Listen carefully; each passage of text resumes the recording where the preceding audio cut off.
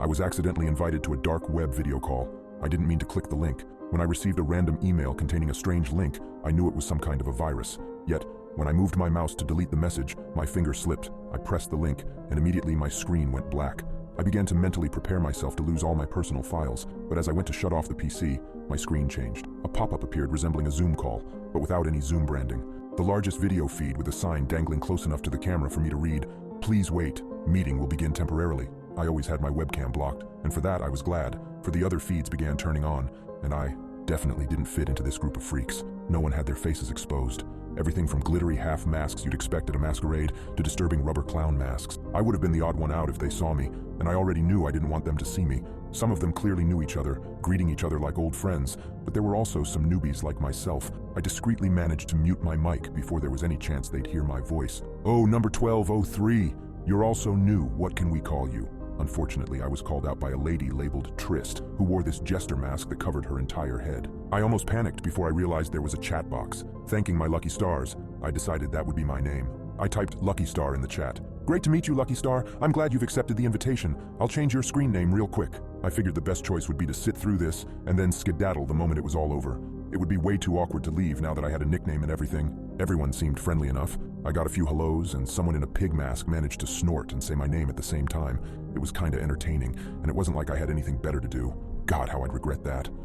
The sign in front of the largest feed twitched before it was yanked from the picture. Chatter spiked before everyone started shushing each other and muting their mics. It was like the lights dimming in a theater. Time to be quiet. The show was about to begin. A man walked into the frame, and like the others here, he was wearing a mask as well.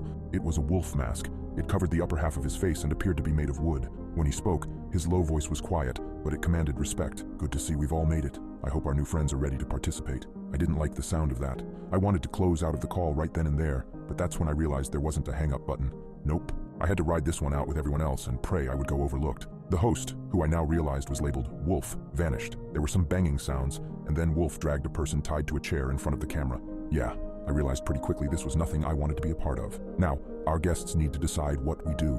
Wolf approached the camera, and I saw his eyes through the mask. They were cold and unfeeling. He glanced over the screen. "Piggy, pig, pig. What shall we do first?" Piggy squealed and barely managed to make out the words, fingers and off between the pig-like grunts. "Basic. Good start, though." Wolf disappeared again, but he wasn't gone for more than a few seconds before he returned with a cleaver. He didn't hesitate before bringing them down on his victim's right hand. Off came the fingers. The whole room cheered, and I puked on the floor. The poor tied-up bastard wailed, begging the wolf to let him go. Wolf didn't care what he wanted. He just turned to the chat again.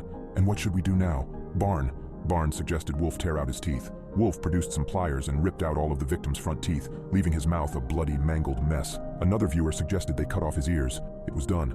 I vomited again. I wanted this to be over. Then Wolf called on me. "Lucky Star, I understand you're shy about your voice. That's all right. Just type whatever you're thinking into the box." Cold sweat poured down my neck. I felt all eyes metaphorically on me. If I didn't say something, they'd get suspicious, and I didn't want to be the next one in the chair. So I gulped down the bile in my throat and typed out the first thing that came to mind. "Can you stick his fingers in his ear holes?" There was a brief pause, and then Wolf laughed. It was the most disturbing sound I'd ever heard. The rest of the room joined in the laughter, and I thought for a second I'd fucked up. "That's a new one," the wolf chuckled. "We should have invited you sooner. I love the creativity." That settled. Wolf picked up one of the thumbs and proceeded to force it deep into the man's ear.